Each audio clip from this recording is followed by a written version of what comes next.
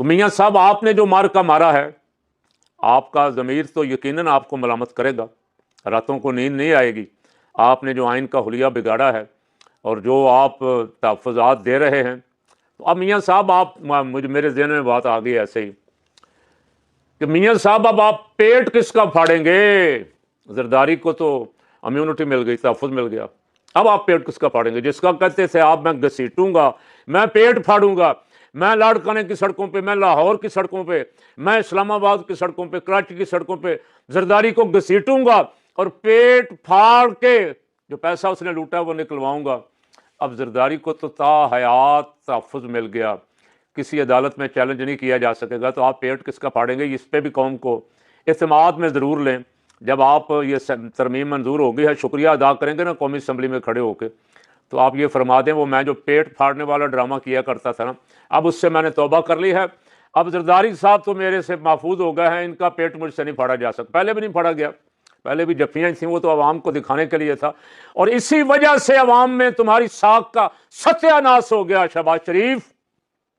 تم عوام میں جانے کے قابل نہیں رہے، تمہیں عوام سے خوف آتا ہے، تم آئین میں ایسی ترامیم کر رہے ہو کہ تمہیں عوام میں جانا ہی نہ پڑے۔ اب 28ویں ترمیم میں ایسا کرو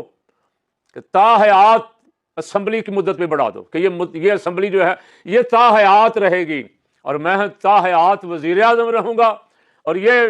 چمچا گری کرنے والے جتنے ہیں یہ تا حیات ایم این اے رہیں گے۔ چلو جی، نہ رہے بانس نہ بجے بانسری، جان چھوٹ جائے سب کی، الیکشنوں کی بھی جان چھوٹ جائے، قیدی نمبر 804 سے بھی آپ کی جان چھوٹ جائے، آپ کا خوف ختم ہو جائے، عوام کی ضرورت ہی نہ رہے آپ کو، آپ تا حیات بن جائیں۔ تو غور فرمائیں، اگر کوئی ممبران اسمبلی میں سے فقیر کی یہ گفتگو سن رہا ہو تو ان سے بھی کہتا ہوں اپنے ضمیر سے پوچھیں کہ آپ جو کچھ کر رہے ہیں یہ پاکستان کے لیے کر رہے ہیں یا صرف اپنا ذاتی مفاد پیش نظر ہے؟ ایک ممبر بتا رہے تھے صبح ناشتہ بڑا شاندار تھا، حلوہ تھا، پوریاں تھیں، فلاں تھا فلاں تھا، تو یہ کھانے پینے کی ہوس یہاں اتنے بڑے عہدوں پہ جا کے، اور کھانا پینا بھی ہمیں تو یہ حلوہ پوری بتا رہے ہو، کھانا پینا بھی صرف یہ نہیں ہے، کروڑوں اربوں روپیہ کھانا پینا ہے قومی خزانے کا، قومی خزانے کا ستیہ ناش کر کے اسے تباہی کے دہانے پہ پہنچا دیا، اور اربوں خربوں ڈالر کا مقروض کر دیا، اور تمہیں یہ بتاتے ہوئے بھی لوگوں کو شرم آنی چاہیے کہ ہم یہ کھا رہے ہیں۔